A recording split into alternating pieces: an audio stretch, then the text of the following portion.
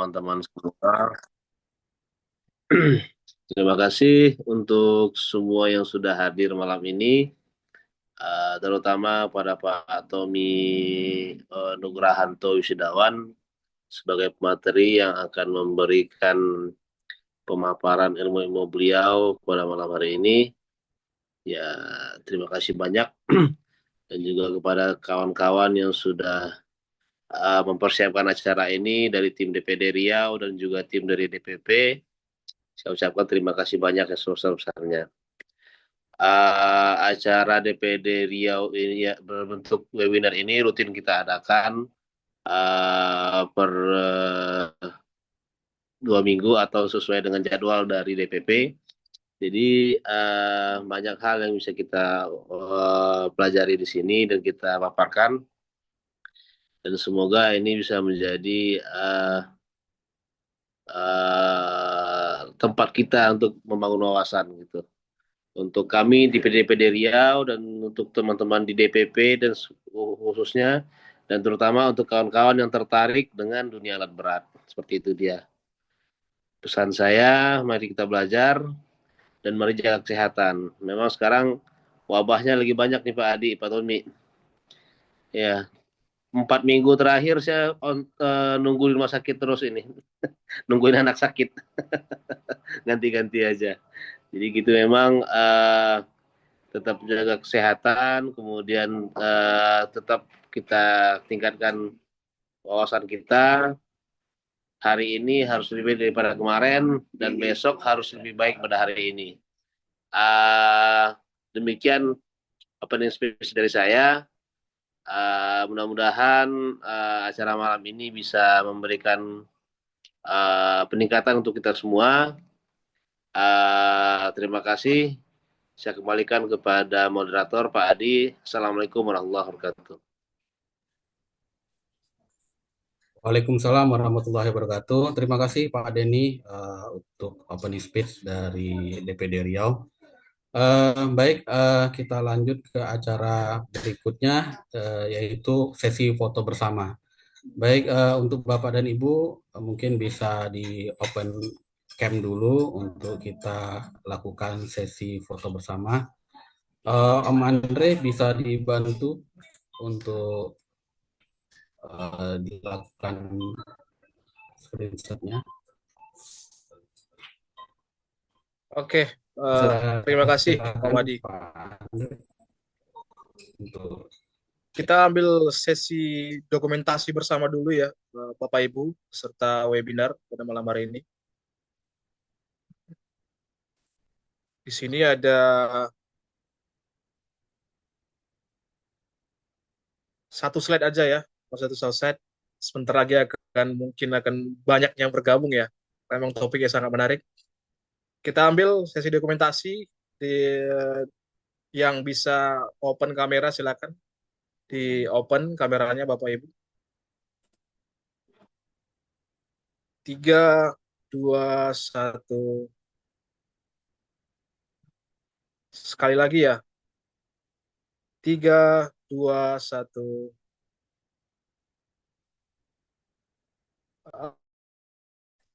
Terima kasih. Dilanjut, Om Adi. baik, terima kasih Om Andre. Baik, untuk acara selanjutnya kita yang kita tunggu yaitu pemaparan materi dari Pak Tommy mengenai cost efficiency with improvement undercarriage performance. Baik, untuk waktu dan layar kami persilakan Pak Tommy. Oke, terima kasih Om Adi. Suara saya jelas ya? Jelas, jelas, dengan jelas. Oke, baik. Oke, Bapak Ibu sekalian, first of all, I would like to say thank you to Mas Adi, Om Denny ya. So, I think this is a good impression for me, and also I would like to welcome to all you guys because you spend time to be attending this webinar. karena judulnya bahasa Inggris, saya coba akan berusaha mungkin untuk sebisa mungkin ya, as much as possible to speaking in English. However, saya akan deliver juga campur-campur gitu ya, seperti katanya Om Adi tadi gitu. Saya komplain kemarin karena uh, judulnya bahasa Inggris ini bos gitu ya. Tapi, but I think this is a good session for us because I would not to giving you lecture, nggak mau kasih kayak pengajaran di kelas, but this is a good for us, especially to share everything, because I believe all the participants here have more extensive experience rather than me. Ya, saya ini newbie Bapak Ibu. Mungkin nanti saya senang jika Bapak Ibu semua bisa sharing. So maybe I would like to present one or two slides, and then I will invite you guys or the participant to share, or maybe some of the participants have question or would like to share idea, or maybe complain, or maybe you have another insight from your experience in for your background. It more preferable rather than just here 2 hours with me. So I just want to spend maybe 30 minutes in the presentation, in the full presentation, but also if every single time you have question or you have uh, maybe problem to be shared or maybe insight for another participant, it's welcoming. Okay. So I will share my screen. Okay.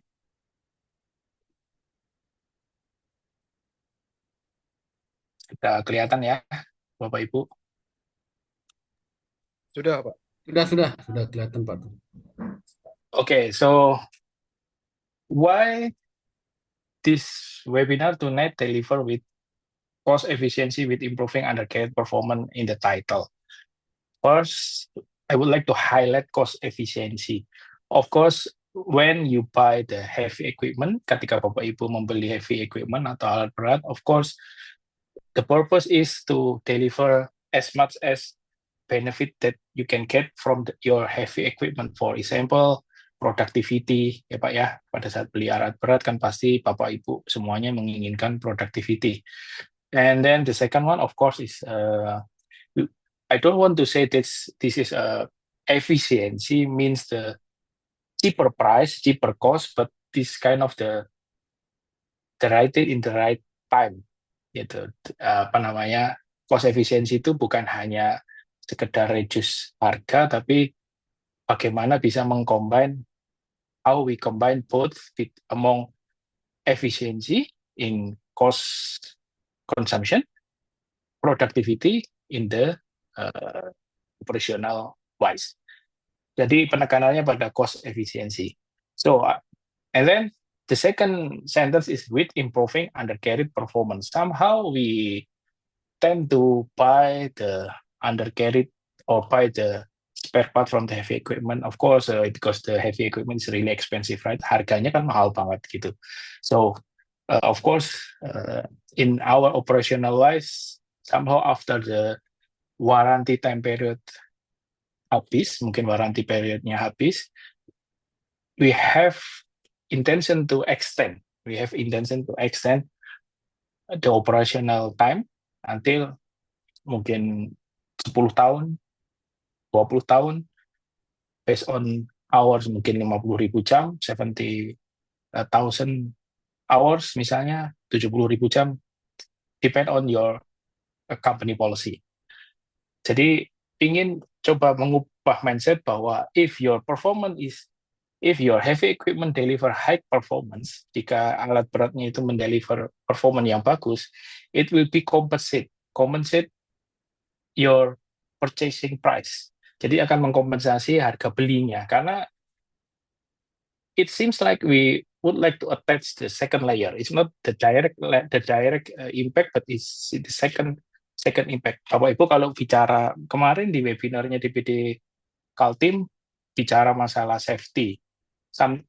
Sometimes if we talk about safety, kita kan biasa selalu dikasih insight kayak iceberg ya, gunung es gitu ya. Cost in the surface is less, sangat kecil sendiri, very less rather than the cost di bawah air, under the water gitu ya. Jadi kadang cost efisiensi kalau kita cuma sekedar melihat attach ke hanya harga beli mungkin bisa langsung significantly efisien, tapi secara long run itu somehow deliver the disadvantage. Jadi kalau kita hitung secara long LCC, bahasanya life cycle cost, itu akan jadi justru malah jadi disadvantage, merugikan gitu ya. So the idea why this webinar deliver with title cost efficiency with improving undergraduate performance. Okay, so before we move, I would like to introduce myself. So my name is Tommy Nugrahanto Wisudawan. Kuliah kemarin di Electrical Engineering ITS Surabaya and for my bachelor, and now I'm pursuing my MBA in School of Business Management, still in progress, Bapak Ibu mohon doanya. And then my professional background, I start my career as a mechanic in Sabta Indra Sejati since 2007 till 2009, and then I resigned, moved to the TIS Contractor Indonesia as a data analyst, data planner, and then after that I decided to join with Bukit Makmur Mandiri Utama since 2012 until 2022, and then Bukit Makmur Huma at that time established a new company with name Bukit Teknologi Digital, and then I moved to the Bukit Teknologi Digital until last year, November last year. Then I was joining with Birko Aftermarket. This is the manufacturing company that deliver undercarriage product. Ya, makanya bicaranya undercarriage gitu ya. But I would not saya nggak mau banyak diskusi sales ya tentang produk, but I would like to share what I know regarding the undercarriage, because most of my previous experience background is user ya Pak Bapak Ibu, jadi sebagai minor contractor. In Pertapi, I have applied for Deputy Director Finance and Business Development, and also I have appointed as a founder and ketua yayasan di Sekolah Mekanik Nusantara. So that's why your background in your webinar background is also included Semesta ya Pak, Semesta Logo. So before we continue to the main topic, please invite me to give you a small introduction regarding Sekolah Mekanik Nusantara. Ini mudah-mudahan suaranya masuk ya. Bentar, kayaknya suaranya nggak masuk. Stop dulu. Izin ya, Madi. Silakan Pak Tommy. Suaranya masuk nggak ya? Oh, share sound. Oke, ini. Jadi ini one stop service ya. Pembicara sekaligus operator Zoom. Memang gini lah, ini efisiensi juga ini ya. Tadi. Ini ya.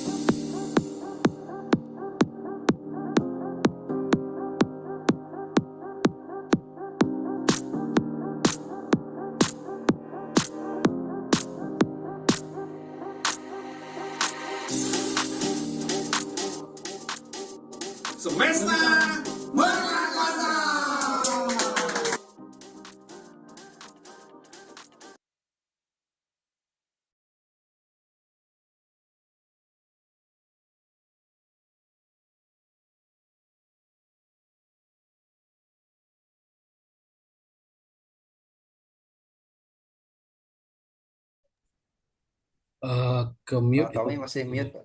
Oh ya, oke, sorry. Itu tadi sedikit cerita tentang Sekolah Mekanik Nusantara. Jadi Sekolah Mekanik Nusantara ini didirikan oleh Pertapi untuk menjadi jembatan antara vocational high school graduate, ya, lulusan vocational school SMK dan industri. Kita tahu bahwa kebutuhan industri di alat berat ini sangat,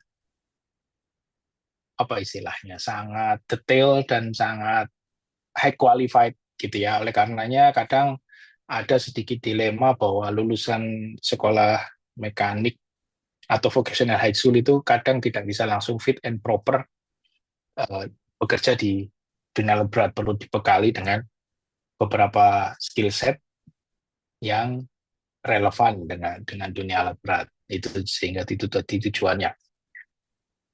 Oke. Saat ini Sekolah Mekanik Nusantara sudah, seperti di video tadi, sudah meluluskan 400 orang dari mulai 2023 di bulan Oktober, dan alhamdulillah 80% dari lulusannya sudah bekerja di perusahaan Bapak Ibu. Mungkin ada di sini yang pegawainya adalah alumni semesta gitu ya. Saya terima kasih sekali karena mau meng-hire alumni semesta. Ini bagian dari langkah Pertapi untuk membantu tugas pemerintah dalam menciptakan lapangan kerja gitu ya kira-kira ya. Okay, so thank you for your attention on Sekolah Mekanik Nusantara. So let's continue to the main topic. Start from the cost efficiency with improving undercarriage performance. Let me introduce small introduction regarding heavy equipment system, because if reflect to the participant list, it's not only mechanic that attend this session, but also lecturer ya, Bapak Ibu dosen saya lihat ada yang juga ikut di sini. So I'm really happy if you want to share your experience also, and maybe if you have problem or insight from your operational, so better if we can discuss later on. Jadi starting in the past, mungkin 17 years ago while I was studying ya, ini mungkin pertama kalinya saya dapat penjelasan. Even though I was coming from the warehouse also, okay. Dari warehouse juga ya. It's not only mechanic, lecturer, plant maintenance, but also warehouse. So welcome all of you guys. Okay, so remembering 17 years ago while I was as a student, I called myself a student because at that time I'm still on the management trainee program with Sabta Indra Sejati, and then at that time I get studying regarding heavy equipment system as part of the basic mechanic course. So at that time, all the maintenance, all the management trainee must be ya, yang meskipun dia buat production, engineering ataupun juga maintenance, they must be equipped with heavy equipment course. Even though, because I'm not bahasanya itu kita tidak akan didedikasi, we are not fully dedicated to BS mechanic. So at that time Sabta Indra Sejati atau SIS, sekarang namanya ada Road Services, have a program like heavy BMS Basic Management System. Ini kemarin gurunya Pak Ahmad Yani ya. Pak Ahmad Yani ada di sini nggak ya? Kalau Pak Ahmad Yani di sini, saya pas through ke Pak Ahmad Yani, guru saya ini. Okay, so starting from the heavy equipment system, I try to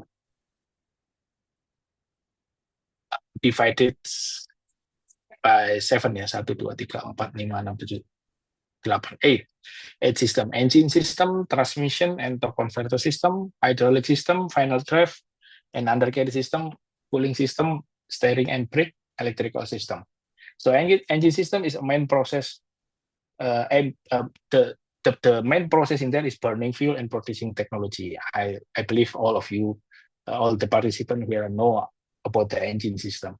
And then the second system I divided as a process transferring energy. Jadi pertama production energy atau producing energy is coming from engine system.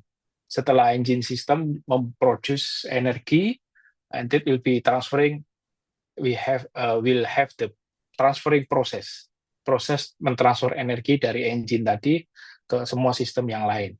Ada di transmission, hydraulic, final drive, and other gas system. Some of the mining equipment is operated by udara ya, pneumatics. Tapi kita biasanya kalau di heavy equipment kita bicaranya ke hydraulic system. Lalu sistem yang ketiga, layer ketiga adalah cooling system, steering and brake system, dan yang terakhir adalah electrical system. And the main purpose of the electrical system is optimization process gitu ya. Kalau cooling system and steering and brake system is part of securing atau protecting process. Di cooling system itu securing about heat transfer gitu ya, buat heat transfer panas. Steering and brake system is security or protecting untuk ke masalah operasional ya, steering, brake system, dan yang lain-lain. Nanti kalau ada yang mau interrupt langsung aja ya, raise hand atau langsung chat di sini ya, di chat box. Oke. Lanjut. So, according to researchgate.net ya, ini saya ambil dari salah satu modul di paper. Dia membagi ada 3 layer ya, kalau tadi ada 6 atau 4 layer, ini mungkin ada 3 layer besar in a part of the heavy equipment system. Pertama engine system, hydraulic system, lalu ada aktuator ya, atau output dari heavy equipment itu, misalnya excavator, nanti ada yang dosing, bagian dosing, macam-macam lah gitu ya, dari hydraulic actuator. Dan di sini I would like to emphasize that every single system always have thermodynamic loss, atau bahasanya selalu punya rugi-rugi gitu ya kalau dulu teorinya ya. Jadi kita selalu dalam sistem itu selalu ada rugi-rugi. The losses is coming from the heat transfer, atau mungkin coming from the gesekan, surface, dan macam-macam gitu ya. Di hydraulic system ada pump loss, ada juga di ini yang tengah ini MCV, ini control valve, main control valve, ada losses-nya. Karena ada transferring energi tadi dari fluida, otomatis ada losses-nya. Terus juga mungkin dari ini ada di highlight di working fluid fund system work, itu juga ada losses. Nanti masuk ke hydraulic actuator juga ada losses atau ada rugi-rugi. So in general, every single system always have the losses. Selalu punya kehilangan daya. Gampangannya kalau if engine produce 100, jika engine itu memproduksi 100 joule misalnya dalam energi, nanti di belakang itu di aktuatornya kalau dikonversi energi tidak mungkin 100, pasti akan ada rugi-rugi. One of inefficiency inside the system is power loss due to heat involvement in operation. Jadi idenya adalah tidak mungkin 100 outputnya 100 gitu. So according to this principle, one of inefficiency always inside the system always have the power loss due to heat transfer, energy loss, macam-macam. Belum lagi nanti kalau ada internal leaking, bla bla bla, gitu ya. So, oleh karenanya selalu ada ide seperti itu. Nah, ide ini yang menyebabkan ketika kita sebagai pemilik alat, so we always care about the operational, of course, to deliver productivity, and then the second one is efisiensi. Itu tadi ya. Jadi kenapa selalu ada bahasa efisiensi in terms of your heavy equipment operational? Kenapa selalu ada bahasan cost efisiensi dalam setiap kepemilikan alat berat? Pasti Bapak Ibu ketika beli alat berat, nggak mau cuma diparkir kan, maunya kan pasti dipakai, dibeli untuk mendeliver productivity ya, mendeliver productivity. Oleh karenanya harus selalu care terkait tadi, selalu ada rugi-rugi. Sehingga kita akan selalu aware gitu ya. Nah, tadi ada banyak sistem. Karena kita bicaranya undercarriage, so I would like to start with the undercarriage system. What happened? What content of the undercarriage system? Apa aja sih gitu ya. Starting from the function, undercarriage system have the function first to support and stabilize machine. You know, your undercarriage itu selalu di bawah ya Pak ya, underneath the main body. Undercarriage is always in the surface, is always have the driving force onto the ground, always have a contact with permukaan dengan medan operasional. Undercarriage nggak ada di atas Pak, itu berarti alatnya kebalik gitu ya. So therefore the function of the undercarriage first support and stabilize. Oleh karenanya di dalam mendesain undercarriage itu si manufacturer always consider the center of gravity, alignment among left side, right side. Terus selalu dia mengkombinasikan antara driving force sama contact with terrain. Jadi nanti mungkin kelihatan di dalam bentuk tipe-tipe undercarriage, nanti di next page ada.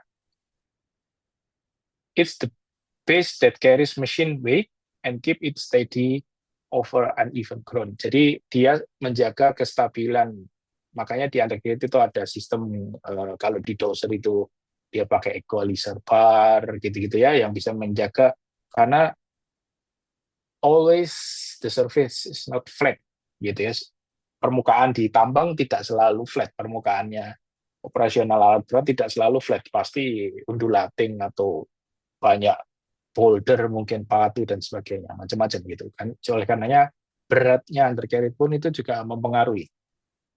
And the second one, the function is propel the machine by transmitting torque from the final drive. Jadi untuk menggerakkan mesin, tugasnya undercarriage seperti tadi Pak, kalau di Savotor kan hydraulic actuatornya boom bucket itu ya, apa namanya, armnya itu yang untuk menggali. Kalau di sini juga undercarriage fungsinya untuk menggerakkan mesin, maju mundur, kanan kiri, steering left, steering right, gitu ya. Propel the machine by transmitting torque.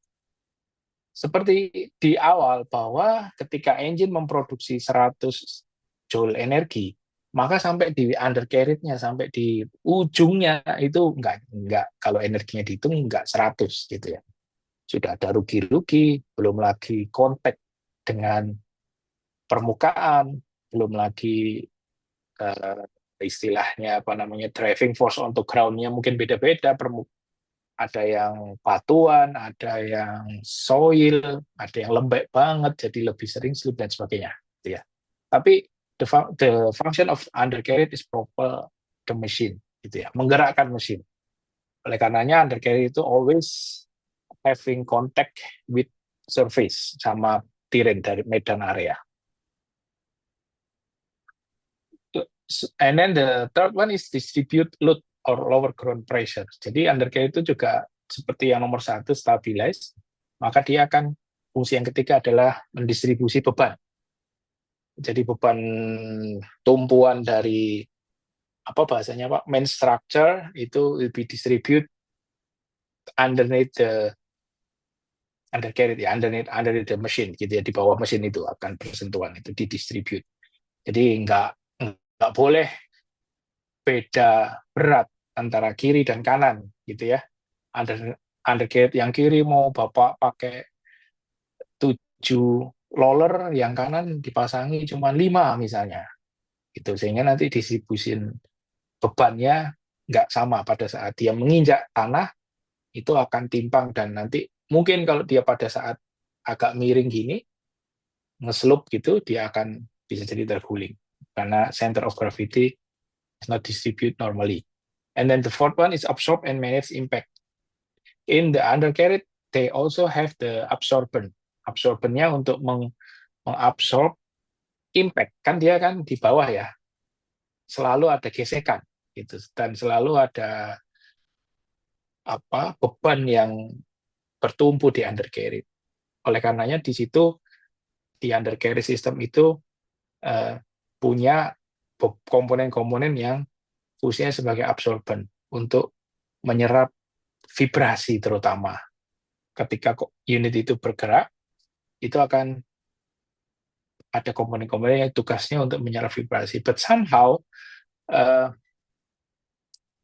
the operator comfort is somehow affected by undercarriage. Kadang kalau undercarriage-nya nggak di-maintain, itu vibrasinya bisa sampai ke kursi operator, dan operator ngerasa, Pak, perut saya sakit gitu ya.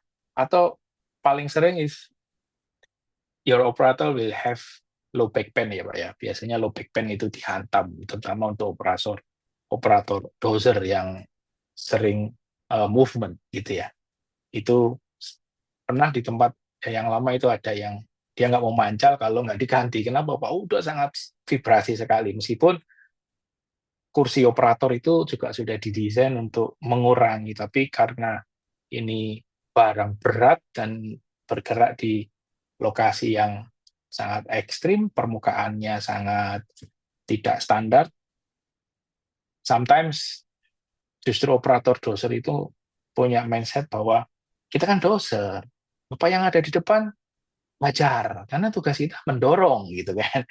Jadi kadang ada batu-batu itu malah diinjak aja gitu kan ya.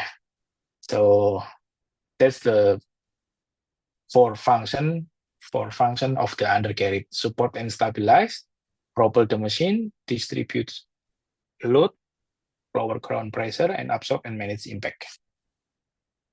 So I would like to highlight three item di sini ya. Undercarriage is always underneath the main body. Nggak ada undercarriage yang ditaruh di cabin bagian atas. And then the second one, undercarriage is driving force. Dia memindahkan tenaga. Driving force onto the ground. Memindahkan tenaga ke permukaan, ke bawah. And also undercarriage always contact with terrain. Okay. So, apa aja komponennya? So, what the content of the undercarriage? First, yang paling ini saya coba lihat yang paling general ya. Mungkin nanti in the certain equipment mungkin akan ada beberapa tambahan dan kayak guard macam-macam gitu ya. First is track group. Track group is contain track link and also shoes, idler, track tension. Ini tadi recoil spring yang salah satu tugasnya untuk absorb vibrasi, carry roller, or some people say that a stop roller, sprocket segment, and then the right side also have the different type of undercarriage. Satunya horizontal, satunya triangle gitu ya. Nanti ada penjelasannya. Ini ada pertanyaan dari Pak Wahyudi, ini harusnya jelasin ini. Waduh. Sebenarnya cara mengetahui laju kawasan pada komponen masing-masing. Oke, itu nanti kita di slide berikutnya nanti ada penjelasannya ya. Pak Nur Asmara ya, lihat ini sebab bisa mempengaruhi performa pada ini, misalnya pada dosen. Ini juga ada nanti di slide berikutnya. According to the question from Pak Nur Asmara Riyadi, how big the impact influence performance on the excavator or bulldozer if they have problem with the undercarriage. And then Pak Wahyudi asking about how we know wear rate pada komponen masing-masing ya, nanti kita di slide berikutnya. Oke, saya lanjut dulu ya. Yang pertama, straight undercarriage type. Ini yang bentuknya horizontal gitu ya. Tadi kan ada yang triangle gitu. So what the pros and cons ya? Apa keuntungan dan kekurangan dari undercarriage tipe ini gitu. First, the pros atau keuntungannya. Otomatis karena dia straight ya, karena dia lurus begini, and then the idle is only one. If the triangle they have two idlers dan bentuknya agak triangle, of course the benefit of this type is lower cost karena fewer komponennya lebih dikit gitu ya. And then a simpler to service overall. Mungkin karena desainnya straight atau horizontal, jadi lebih simple ya, nggak terlalu complicated pada saat dia harus maintenance. And then the second one is the lower center of gravity. Of course, karena dia straight, jadi final drive-nya langsung di sprocket sini. Jadi lower center of gravity. Mungkin kalau mobil itu lebih ceper gitu ya dibandingin yang triangle gitu ya. Sorry, dibandingin yang triangle. So it deliver good stability and finish grading gitu ya. Itu mungkin menurut engineer-nya itu akan diharapkan bisa lebih stable tentu in the flat surface, is not always in the undulating dan sebagainya. Often a touch more efficient less chain articulation karena bentuknya cuma flat gini atau vertical, bisa diasumsikan less chain artikulasi, jadi nggak terlalu banyak kombinasi dan sebagainya. Tapi ada yang atau ada yang disadvantage, ada yang kontranya gitu. Final drive sit closer to the dirt or impact. Sometimes it delivers shock load into the final drive and sit in hard shock. Karena posisinya apa istilahnya close with the surface, somehow they will get the impact itu langsung berasa gitu karena jaraknya sangat dekat sekali. But sometimes bahkan ada yang ketabrak sama batu besar gitu karena dia ground clearance-nya rendah gitu ya. Jadi kalau ada batu besar ya langsung terbentur secara tidak sengaja dibandingin yang lebih tinggi. In the past I have experienced that Pak? Engine hood ya yang di bawah itu ya. Itu broken gitu karena sering menghantam. Jadi yang tipe straight undercarriage itu doser-doser yang itu bottom guard. Ya, thank you Pak Joko. Bottom guard ya. Bukan engine hood ya, kalau engine yang di atas ya, sorry. Bottom guard itu udah didesain. So, bottom guard has been designed with the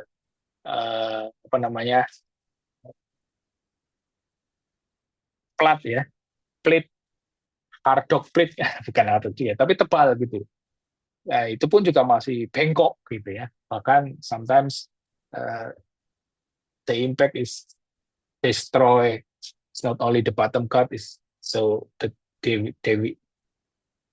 been destroyed until equally support and support gitu ya. Jadi penyok-penyok lah bagian bawah itu karena mungkin ground clearance-nya rendah. Oke, and on very rough ground, di permukaan yang sangat kasar atau permukaan yang sangat ekstrim sekali, contact can vary more, gitu ya seperti tadi ya. Jadi kontaknya akan lebih banyak dibandingin kalau ground clearance-nya lebih tinggi. Oke. And then this is the triangle or elevated sprocket. Kan some people say that elevated sprocket karena posisinya sprocketnya agak mengambang gitu ya, makanya dibilang elevated sprocket. And then this kind of the undercarriage or this kind of the dozer have the higher ground clearance rather than the previous type. Jadi punya ground clearance lebih tinggi dibandingkan dengan tipe yang straight tadi. But also this triangles or elevated sprocket undercarriage system also have the pro and cons gitu ya. Selalu punya benefit dan advantage and disadvantage, ada kelebihan dan kekurangannya. First, final drive is isolated from ground shock and mud, better durability in rock or ripping. Jadi kadang secara desain ya, nanti kalau secara actual kita bisa berdebat lah, mungkin nggak juga kok durability-nya deket-deket aja gitu 11-12 gitu ya. But according to the design, elevated or triangle undercarriage system aim to have better durability if they will operate it in rock mining area or they will operate it by ripping ya, mungkin banyak ripping gitu. Dan lalu yang kedua, easier access to final drive for service. Ini maksudnya karena dia di atas, jadi lebih gampang daripada harus ngolong ataupun harus gaya buaya gitu ya sambil jalan gitu. Maksudnya gitu ya, karena final drive-nya lebih ke atas, jadi it's easier to mechanic to access the final drive for service. Karena kadang di final drive ini kan yang perlu dicek banyak ya, selain juga crack, lalu oil inside the final drive, juga macam-macam. Jadi cukup gampang karena ini di atas, itu maksudnya. Secara desain juga better track frame oscillation or echolation, karena ini didesain untuk more consistent ground contact in rough terrain. Elevated sprocket ini didesain karena ground clearance-nya lalu bentuknya yang triangle begini, yang segitiga, itu diharapkan bisa meredam atau better track frame oscillation gitu ya,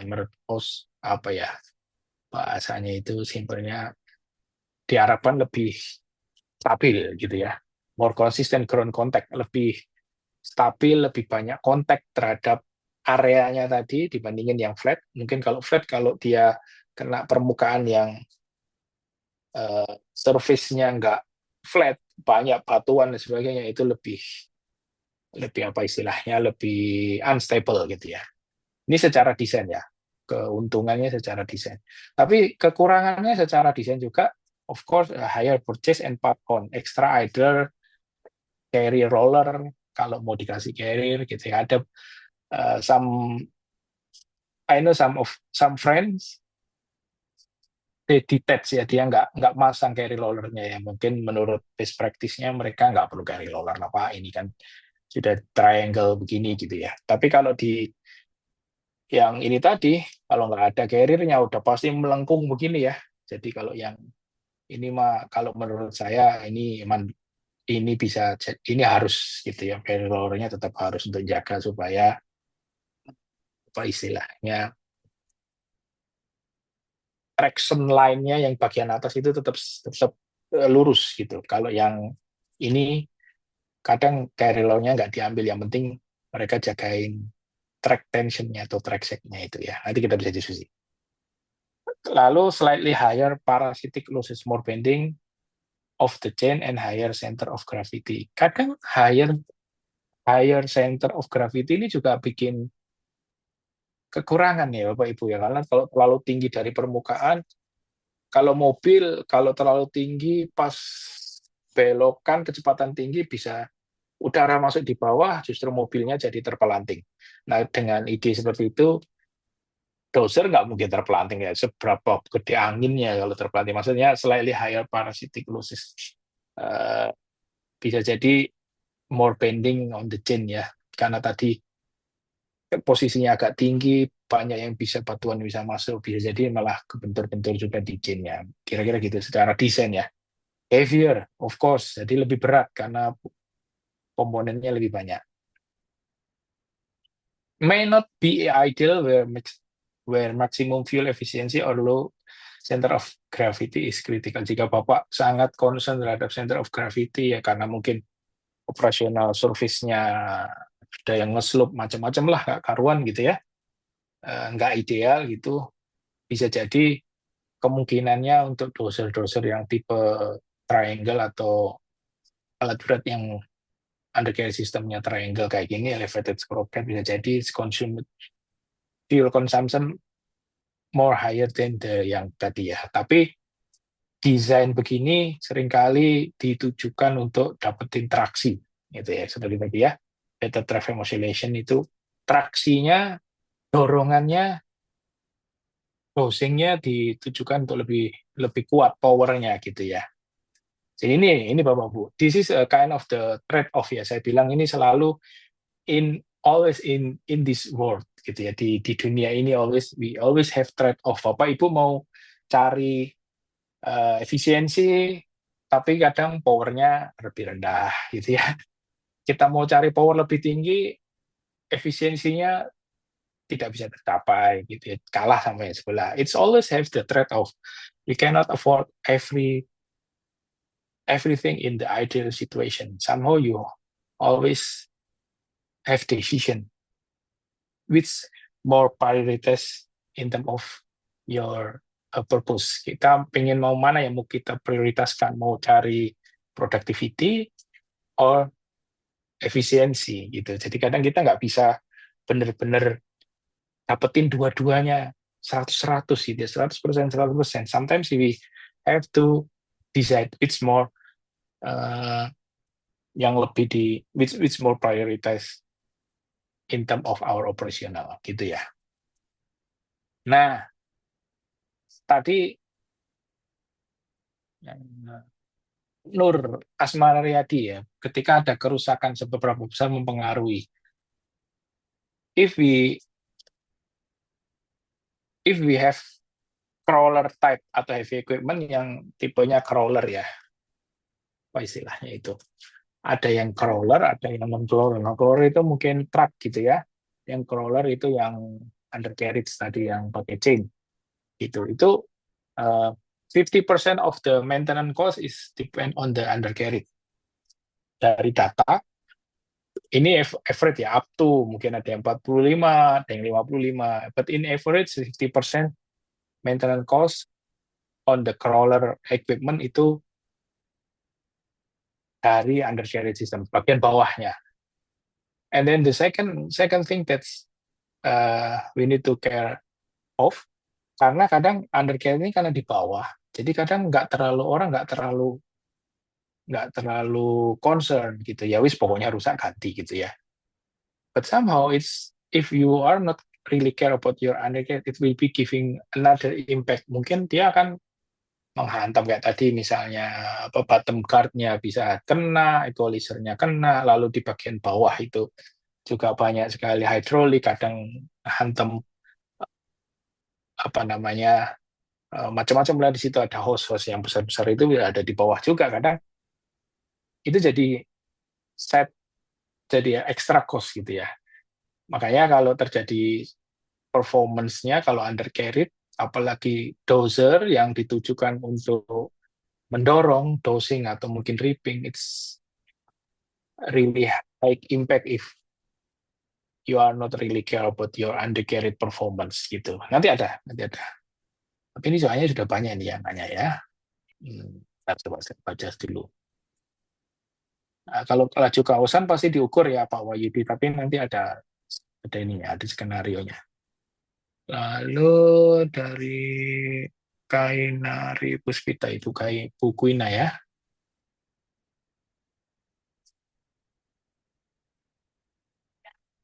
Wah, ini pertanyaan berat-berat semua ini. Single flank, double flank ya, saya kombinasi keduanya itu kita ganti dengan tipe double flank semua, apakah ada dampaknya? Ada. Tapi I also invite you to share your experience ya regarding the single flank and double flank gitu ya. Based on what I know, small thing that I know regarding the single flank and also double flank. Double flank kan pakai kupingan ya, nanti kita pakai gambar ya. Jadi salah satu fungsinya adalah to maintain or to keep your track link still on the line gitu ya, tetap di dalam garis lurusnya. Dan kalau itu di double flank yang begini, lalu itu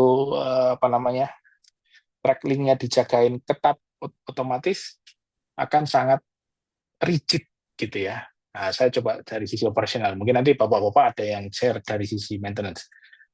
Pertama, harganya pasti lebih mahal ya, double flank. In term of the price, single flank and double flank have the higher price than single flank.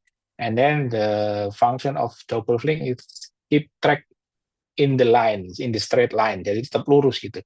Somehow it will be giving your operational, atau mungkin operatornya akan bilang, Pak, kayak kurang agresif ya Pak, kayak kurang responsif ya Pak, kayak berat gitu ya, nah, kayak gitulah. Mungkin itu yang berkaitan sama single flank and double flank. Of course, in the opposite way, if you change all the double flank with the single flank gitu, semuanya single flank ya, mungkin kelihatan di operasional larinya lebih cepat Pak, enak banget Pak. Oh, kalau mau pindah cepat banget gitu, karena itu tadi, karena fleksibilitasnya highly flexibility ya, high flexibility dalam sisi jalannya tadi, tractionnya. Tapi somehow if we not install double flank at all, nggak ada double flanknya, mungkin akan kejadian track loose dan sebagainya if we are not really care about the track track check. Kalau Bapak nggak maintain kekencangan tracknya, lalu Bapak cuma pakai single flank semua, bisa jadi lepas dari jalur. Ya. Karena fungsinya double flank tadi menjaga track link tetap di jalurnya, gitu, tetap lurus. Karena kan itu di bawah ya, persentuhan sama permukaan, jadi kan pasti begini-begini itu tracknya gini ya, otomatis kalau nggak dijagain sama double flank, kadang itu bikin track lepas macam-macam gitu ya. Apalagi kalau kekencangannya tidak jaga, itu maksudnya. Oke, nanti Pak Susanto dan yang lain kita coba diskusi setelahnya. Oke, kita lanjut dulu ya. The purpose of managing undercarriage performance. Nah, ini sudah mulai masuk di banyak pertanyaannya Bapak Ibu. First, nah ini tadi saya sempat mention ya. Cost impact. Dozer undercarriage maintenance issue account for an average 50% of part and service cost in terms of owning and operation cost. I take this idea from Caterpillar ya, www.cat ini nanti slide-nya saya sharing ya ke teman-teman. Jadi ada referensinya sekalian. Jadi ini bukan cuma dari saya atau tebak-tebakan gitu ya. Jadi Caterpillar has disclosed this information. So dozer undercarriage maintenance issue account for an average. Jadi undercarriage maintenance di dozer itu mempengaruhi secara rata-rata 50% dari keseluruhan part dan service cost, gitu ya. Owning and operation cost ya, sorry ini typo ya. Owning and operation cost. Jadi kalau di maintenance kita ada owning cost, ada operation cost, ada life cycle cost dan sebagainya. Kalau dozer, khusus dozer, undercarriage-nya itu 50% loh impact-nya. Tadi jawab pertanyaannya Pak Nur ya, Pak Nuryadi. Seberapa besar sih efek, how much the effect if we are not really care about the undercarriage in dozer gitu. Nanti kalau excavator mungkin agak berbeda structure cost-nya karena dia ada boom arm, ada undercarriage gitu ya. But specifically for dozer, if you are not care about your undercarriage, if you are not care about your undercarriage system, it will account you with 50% cost or more if you are not really care about gitu ya. Jadi mungkin bisa lebih kalau seandainya merentet kemana-mana, nggak cuma di bagian utama undercarriage, bisa jadi nyentuh ke equalizer bar atau track frame dan sebagainya. In general, ini dari Komatsu, nanti bisa dilihat di sini, don't overlook your undercarriage gitu ya. Ini blognya di websitenya Komatsu. For a crawler equipment ini secara general ya, tadi kan yang di atas dozer, ini crawler. Jadi semua all the heavy equipment with crawler type yang pakai track chain semuanya, undercarriage typically account until up to 20% of equipment price. Jadi kalau di pembelian alat, ketika Bapak mempertimbangkan pembelian alat itu 20% dari harga jual equipment itu 20%-nya itu di undercarriage. Itu maksudnya. For crawler equipment, undercarriage typically account 20% of equipment price. So, if you consider to buy excavator, dozer, apalagi yang pakai track, ya rata-rata excavator dozer ya, itu you have to consider 20% of the equipment price is coming from undercarriage. Therefore, if you would like to efficient on your operational, you have to maintain this undercarriage because it will account you 20% reflected to equipment price. Misalnya beli ya, harganya 1 juta US dollar, 20%-nya itu undercarriage. Di sini ya Pak ya. Jadi how important is undercarriage for your heavy equipment, especially for the crawler equipment. Jadi tadi kalau ada pertanyaan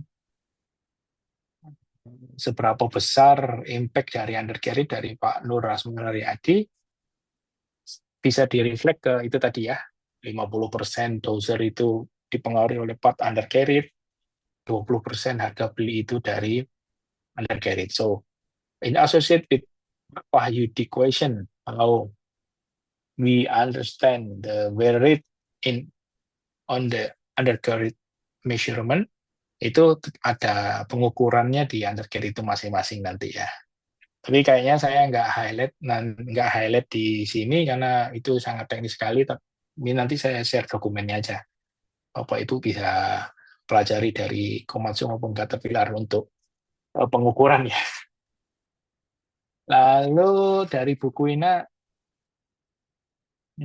tingkat kawasan undercarried yang berbeda dengan perusahaan dapat menyesuaikan strategi perawatan yang spesifik agar menjaga performa tetap sekaligus menekan operasional. Yang pasti ada yang namanya daily inspection, bla-bla, nanti kita ambil. Bagaimana program pelatihan operator dapat diintegrasikan dalam strategi perusahaan.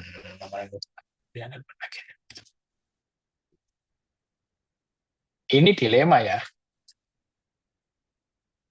Kadang kita orang maintenance misalnya nih, atau warehouse tadi ya, ada yang gitu, Pak warehouse itu, terus bilang bahwa, Pak, as a theory, if you operate your heavy equipment without really care about your undercarriage, mungkin Pak, undercarriage itu kan ground contact-nya lebih banyak dibandingin undercarriage itu kan selalu berhubungan dengan tanah, laju keausan dan sebagainya, Pak.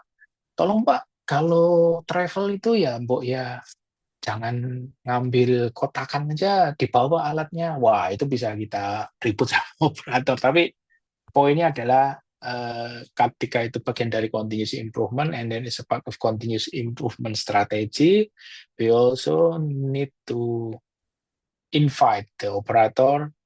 It's not only maintenance crew, but also the operational crew to be able to care in undercarried maintenance. Seperti tadi ya, selain karena memang kita inginkan high productivity result, of course juga cost efficiency. The idea if you are the contractor, if you are the mining contractor, of course you have certain contract apa bahasanya? Rate, maksudnya kontrak rate.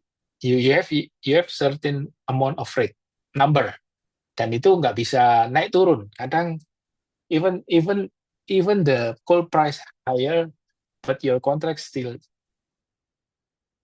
tetap gitu ya, keep remain as per a contract. Sehingga what can we do? Ya tetap otomatis cost. Jadi kalau kontraknya segini, cost-nya naik, profitnya jadi lebih kecil, gitu ya Pak ya. Tapi kalau harga kontraknya segini, regardless coal price up and down, kalau cost-nya turun, profitnya kan semakin tebal. Konteksnya begitu sih. Jadi, it's not only the efficiency or maintenance on your undercarriage is not only coming from maintenance crew, but also all the stakeholder. It's not stakeholder means operational, operator, production, and blah, blah, blah. Gitu ya. Bahaya ini. Oke, saya lanjut dulu. Nanti kita diskusi lagi. Om Adi, kalau ada yang mau ditambahkan, Om Adi ya. Om Adi ini nggak cuma moderator, ini Siap. juga expert juga loh. Siap Om Tommy. Mungkin bisa ditampung dulu pertanyaan, silakan dilanjut dulu. Ya. Siap. Nah, ini tadi ya. Jadi, according to this moon ya, pie chart gitu ya. Jadi, kalau kita coba, if we try to simulate 50% part and major component on your dozer and also excavator ya, ini struktur cost-nya. Jadi if we divide it or if we research on the cost consumption on your heavy equipment, so 50% account with and major component, lalu 30% labor, 12% consumable, lubricant, fuel, bla bla bla, 8% tools dan relasinya, mungkin apa bahasanya, macun macam-macam gitu ya, tools itu 8%. And then 50% from part and major component it's consumed by undercarried 50%, spare part, filter, electrical bla bla bla itu 10%, major component 40%. Jadi kira-kira ini reflectionnya, apa namanya, structure cost-nya, maintenance biasanya apa? RM cost ya, repair and maintenance cost. Structure-nya kira-kira begini. 50% itu major and part and major component, dari 50% itu 50%-nya undercarriage, gitulah ya cara bacanya. So, according to all the story before, undercarriage suffer more force, sliding and abrasion. Jadi undercarriage itu sangat besar terkena impact dari force, dari gaya, dari gerakan, movement dan sebagainya, sliding atau slip, dan abrasion. Dan any other piece of equipment, ini dari Komatsu blog juga, bahwa karena posisinya di bawah, underneath the main body, always have contact with surface, dengan permukaan, or with terrain, dengan medan operational area. Therefore, undercarriage suffer more abrasion, more force, more sliding, more impact, more shock load rather than all the piece of equipment or of all the piece of the spare part yang lain gitu ya. Dibandingkan spare part yang lain, undercarriage itu paling banyak kena impact-nya. Paling banyak gampang berkarat, paling banyak gampang aus. Jadi, jangan mengekspek undercarriage itu ketebalannya tetap. Kalau bapak-bapak engine liner, of course they have lubrication inside on the system, so it will keep or it will remain the clearance dari si liner sama engine block itu selalu dijaga, tidak boleh lebih dari situ. But undercarriage we cannot avoid the surface, we cannot avoid the abrasion, we cannot avoid wear. Kita nggak bisa menghindari itu abrasif, kita nggak bisa menghindari keausan. Keausan itu adalah sesuatu yang diharapkan gitu. Karena kalau nggak aus berarti nggak akan jalannya parkir, Pak. Ya kan? Jadi kalau semakin sering dipakai, pasti undercarriage-nya semakin cepat, semakin aus. Itulah karenanya in according with question from Pak Wahyudi tadi, esensinya ini yang kita maintain adalah wear rate-nya, kecepatan atau laju keausannya yang kita maintain. Supaya kita bisa dapatkan expected life-nya match ya, sesuai dengan yang kita harapkan. Misalnya kita berharap expected life-nya 5.000, maka dengan memaintain laju keausan, otomatis dia akan tercapai keausan 100% atau mungkin habis gitu ya, nggak ada sisanya di 120%, itu yang kita harapkan. Jadi kalau sama undercarriage, jangan bilang, waduh cepat aus. Ya memang undercarriage itu tugasnya aus, Pak. Yang perlu kita cari adalah seberapa cepat. Dan kenapa cepat? Di sini cepat, di sini nggak cepat, di sini lambat, di sini mungkin masih sisa banyak, di sini cepat habis, mungkin abrasif. Mungkin banyak sentuhan dengan batu. Mungkin pasiran, dan sebagainya. Oleh karenanya, undercarriage is not only how to maintain in term of the technical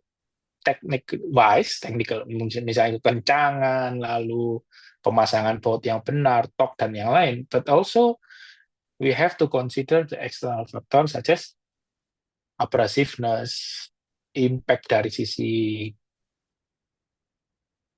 soil, misalnya banyak soilnya, banyak lengketnya, atau pasiran dan yang lain. Nanti ada ya. Nah, in terms of wear location, so if we put in the each of the undercarriage part, ini tadi kalau kita lihat yang merah-merah itu adalah that's the apa istilahnya friction place, gesekannya atau wear rate-nya kemungkinan besar adalah di bagian yang merah-merah ini.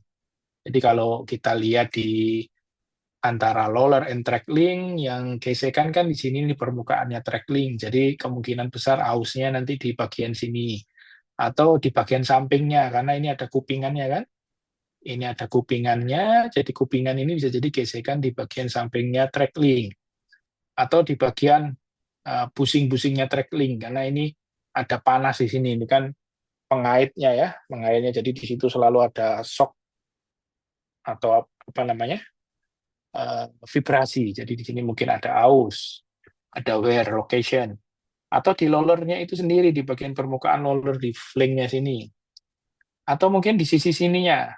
Kalau track linknya di chainnya, track chainnya mungkin di bagian sini kan. Ini bersentuhan gini ya. Ini nanti sambung menyambung kan, ini sambung menyambung kayak gini nih. Jadi di sininya bisa jadi aus karena kan pasti ada gap ya, nggak mungkin nggak ada gap. Pasti ada gap. Kalau nggak ada gap, mau sebentar aja udah fragile, jadi hancur gitu ya. Nah, kalau track shoe justru yang grossernya yang dibikin tinggi itu yang diharapkan untuk gesek, atau ini yang tempatnya untuk apa namanya transforming ground force gitu ya. Ini untuk menggerakkan alatnya itu kan ada crossernya itu, jadi si crosser bisa atau excavator bisa maju mundur maju mundur. Kalau ini rata biasanya slip dia atau mungkin diurungkan. Nah, ini adalah area-area yang expected wear location. Maksudnya expected ya karena dia bersentuhan. Jadi kalau aus itu ya memang keausan yang diharapkan, tetapi seberapa cepat itu yang kita maintain ya. Oke, where is one of expected? However, the associated proper wear rate should be maintained. Ini seperti yang pertanyaan Pak Wahyudi tadi. Keausan itu memang diharapkan, tapi yang kita maintain adalah associated proper wear. Seberapa cepat keausannya. Jangan sampai satu undercarriage 1000 jam sudah ganti kan harganya mahal gitu ya. Jadi seberapa cepat wear rate should be managed, harus di manage untuk wear rate-nya. Nah, ini tadi yang monitoring gimana caranya, ada pengukurannya masing-masing. Kalau ada pertanyaan, Pak, gimana caranya untuk pengukuran? Ya kira-kira gini pakai kaliper, tapi ada yang pakai ultrasonic. Mungkin nanti satu sesi sendiri lah ya. Tapi khusus yang mau teknikal aja. Tapi kalau teman-teman warehousing nggak perlu sampai tahu cara ngukurnya. Penting, oh ya kalau ketinggian pasti yang ketinggian ini yang diukur gitu-gitu ya. Kalau ini diameter pakai begini. Kalau ini apa namanya gigi-gigi, berarti jarak antar gigi yang kita hitung ya, karena untuk maintain surface contact. Ini juga, ini kan yang bagian sini yang aus, berarti seberapa cepat kausannya bisa dilihat dari ketinggian dari apa ini namanya depth luler, pakai luler, pakai penggaris atau apapun bisa. Atau ini seberapa molor ya kita bandingkan antara 1, 2, 3, 4 4 mata, 4 apa istilahnya nih chain ini ya, 4 chain ini 4 mata bisa gitu ya, itu dilihat gitu berapa tadi itu. Nanti ada masing-masing ada standar. Nah, ini tadi yang penting. Ini tipe elevated, ini nggak dipasang track apa carry rollernya atau top rollernya, ini nggak dipasang. Tapi kita bisa tetap jagain ini tetap produktif dengan cara kekencangannya ini kita jaga. Nah, ini tadi contoh yang ini nggak dipasang track rollernya ya. Oke, nah ini idenya tadi seperti ada yang tanya berapa wear rate-nya sama konseptual untuk maintain cost, efisiensi, dan sebagainya. Nah, saya coba simulasikan begini ya. Jadi, in term of benefit monitoring wear rate, apa sih manfaatnya untuk monitoring wear rate gitu ya? Yang pasti adalah avoiding unforeseen delay cost, untuk menghindari delay cost yang tidak yang tiba-tiba gitu ya, atau delay cost, menghindari delay cost yang tidak termaintain sebelumnya, tidak disadari gitu ya, avoiding unforeseen delay cost. Jadi kalau kita punya grafik kayak begini, nanti kita bisa, mungkin ada beberapa grafiknya teman-teman yang bukan ini ya, bukan apa istilahnya, bukan apa ini ya, bukan regresi linear kayak gini ya. Jadi ada yang eksponensial karena setelah keausan 8 mili dia laju keausannya lebih cepat karena mungkin manufacturing apa istilahnya, desainnya kekerasannya cuma sampai yang ketebalan 8 mili, tapi di atas 8 mili itu sudah nggak keras lagi, nggak dikeraskan gitu, nggak di forging. Jadi mungkin dia lebih cepat ausnya karena sudah kena ke bagian yang memang lembek gitu ya. Sarannya begini, Jadi di 2000 jam pertama, you should measure every 500 hours. Setiap 500 jam harus di-measure.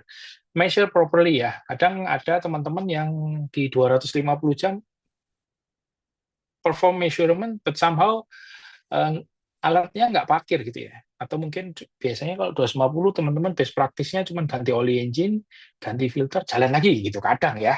Tapi ada yang benar-benar perusahaan yang strict 250 tetap harus parkir, unitnya dicuci dan sebagainya, baru nanti di cleaning undercarriage-nya di measure. Nah kalau kayak gitu enak. Tapi kadang we are not live in the ideal situation gitu ya. Kita nggak hidup di situasi yang ideal. Kadang we have to maintain maintenance purpose sama production purpose. Kadang kita harus selalu berjibaku, seems like El Clasico ya. Selalu ada yang satu production no release, yang satu maintenance maunya waktunya banyak Pak biar proper karena perlu dicek macam. But this is the suggestion F in the 2000 start from 0 hours until 2000 hours you should consistently measure every 500 at least every 500 must be proper measurement. Tiap 500 jangan sampai lewat di measure itu. And then how much the wear rate it should be put in your forecast spreadsheet. Taruh di forecast spreadsheet berapa sudah keausannya di 2000 misalnya, ini sudah 6 misalnya ya, sudah 6 mm ausnya. And then after 2000 hours up, mungkin teman-teman mau agak sedikit fleksibel. Nggak mau ketat ya, tapi kalau tetap 500 it's good gitu ya. Tapi kalau memang teman-teman nggak bisa konsisten, fully konsisten in term of the undercarriage measurement ya, di 3000 bisa dikasih 1000-an gitu ya, di maintain 1000 jam. Because 2000 hours seems like the critical hours ya, critical hours period. Bentar ya.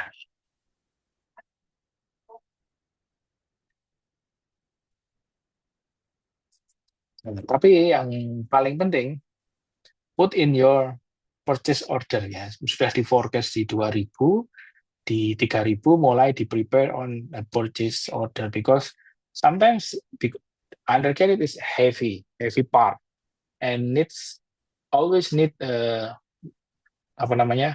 proper delivery. Nggak bisa di pesawat gitu ya, nggak bisa dikirim lewat pesawat, untuk tentu boncos lah ya, semuanya harus kirim by darat ya, di deliver pakai darat atau sea freight pakai kapal gitu ya.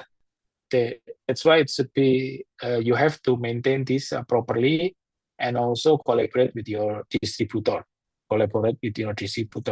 Kenapa? Karena rata-rata alat berat semuanya operasionalnya di remote area ferry, remote area somehow, and also untuk spare biasanya distributor untuk inventorying, to keep all the undercarriage in their inventory, di stok banyak-banyak itu tentu berat karena harganya mahal.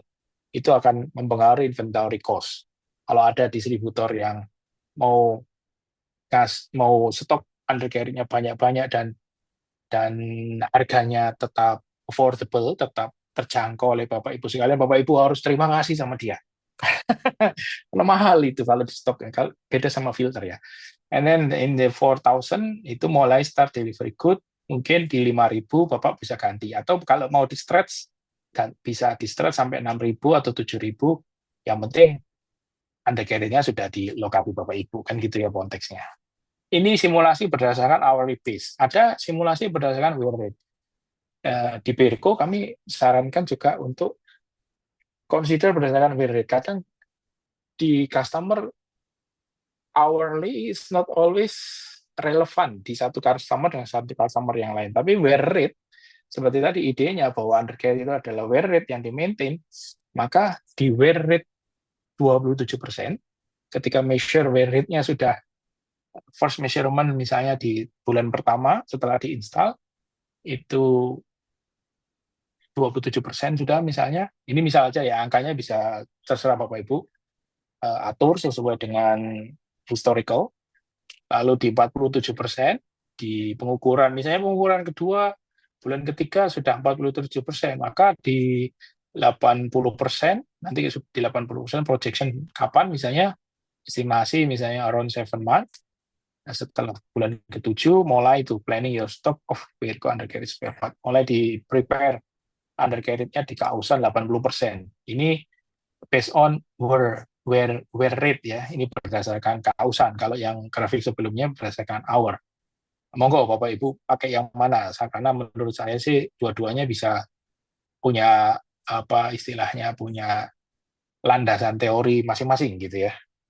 Mungkin Bapak Ibu sudah tahu areanya, oh ini abrasif, ini low abrasif, ini high abrasif, oh ini moderate abrasif. Jadi pakai dari data yang sudah banyak itu Bapak Ibu udah pakai jam aja udah kelihatan tiap jam sekian nih. Tapi kalau memang belum ada, pakai wear, pakai percentage wear gitu ya. Nah, ini tadi konteksnya kalau avoiding unforeseen delay cost, ya kadang Bapak Ibu, yang kelihatan tuh purchase cost. Mungkin harganya lebih murah, tapi penggantiannya lebih pendek. Misalnya, if you buy undercarriage with price 1,000 misalnya, 1.000 misalnya, and then the other brand is you have to avoid, if you afford, you have to afford with 2,000 misalnya, yang satunya lagi harganya 2.000, satunya lagi 1.000, but every 1,000, every 2,000 hours you have to change. Ya, yang satunya yang harga 1.000 tiap 2.000-an, tiap 2.000 jam harus ganti, karena mungkin sudah ausnya udah berlebih. And then another brand, every 4,000, mungkin 2 kali lipat. In term of life cycle cost, tentu yang 4.000 gantinya tiap 4.000 jam, kalau kita tarik, Bapak Ibu mau operasikan 12.000 jam, otomatis lebih untung ya harganya 2.000, kan gitu kan, karena di 12.000 jam cuman ganti 3 kali. Kalau yang di harganya 1.000, saya ganti bisa 6 kali atau mungkin hampir 7 kali. Itu ya kira-kira gitulah ya. Nanti tinggal dikalkulasi sendiri. Consider life cycle cost is not only one time shot, is not only one time cost atau one time purchase cost. Belum lagi kalau itu kita hitung downtime-nya.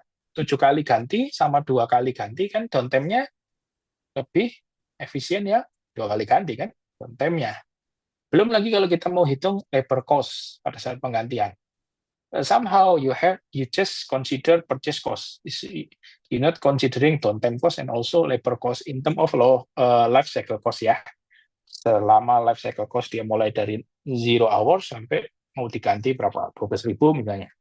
18.000, 20.000 terserah. Gitu ya.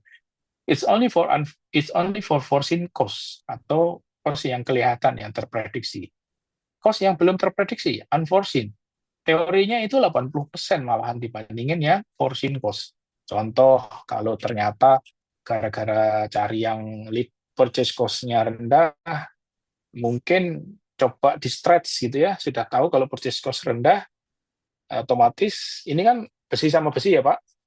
Otomatis kalau Bapak beli donat aja, yang harga 1.000 sama yang harga 15.000 pasti beda lah ininya ya. Taste-nya macam-macam gitu ya.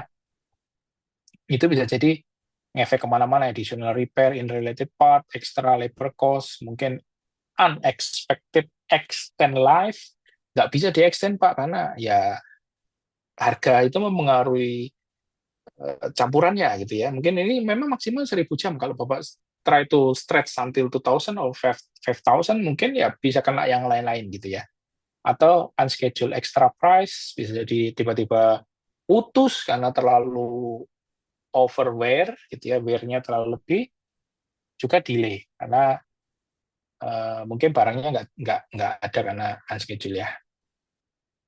Jadi seberapa penting ya, secara konteks pasti iceberg teori itu related atau fit ya, cocok untuk semua macam part di equipment. Safety juga bisa pakai ini, losses production juga pasti bisa teori ini ya.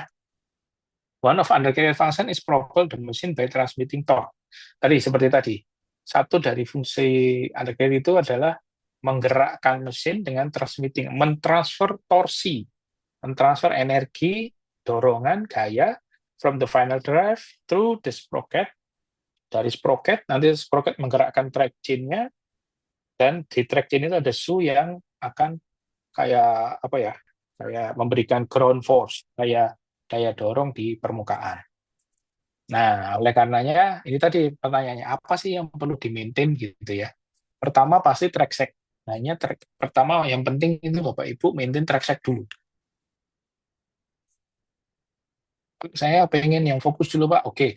Start from maintain your track set. Track set is should be maintain in your daily basis. Jadi kadang track set ini nggak mengandalkan mekanik, ini track set ini operator. Kenapa? Dia kan yang mancal unitnya tiap hari. Kalau kendor ya lapor. Gitu ya. Saya pernah dengar ada perusahaan, ada teman yang sudah pasang automated lubrication di track set-nya ini. Jadi kalau kendor ke kendoran tertentu itu dia langsung ada atau auto loop-nya yang langsung ngecas langsung. Jadi ini kan ada recoil gitu ya. Jadi lubricated recoil-nya didorong pakai grease gitu ya. Jadi ini maju, stroke-nya nambah, soalnya ini lebih kencang. Automated. Jadi kalau kendor gitu lagi. Impact of a too loose, terlalu kendor dan juga terlalu ketat gitu ya. Jadi track set ini terlalu kendor nggak boleh, terlalu ketat juga nggak boleh. Pertama mungkin satu di tracking atau track lepas gitu ya. Accelerated wear rate, kalau terlalu kendor bisa accelerated wear rate-nya bisa lebih cepat aus. Terlalu kencang juga lebih cepat aus. Ditambah lagi shock load into the recoil. Terlalu kencang, shock load-nya tambah besar. Vibrasinya juga tambah besar. Ditambah lagi crack risk, crack-nya juga semakin besar karena panas berlebih, ketat banget sehingga akhirnya panas berlebih. Kan itu gesekan ya, semuanya bergesek besi sama besi, ditambah belum lagi ada intruder atau ada pasiran masuk di situ, macam-macam lah. High vibration, highly fuel burn kalau panas mungkin, atau kalau terlalu kendor si operator kok kurang dorongannya, rasanya kurang, jadi dia nginjak pedal gasnya lebih tinggi gitu ya, akhirnya menyebabkan highly fuel burn atau highly temperature gitu.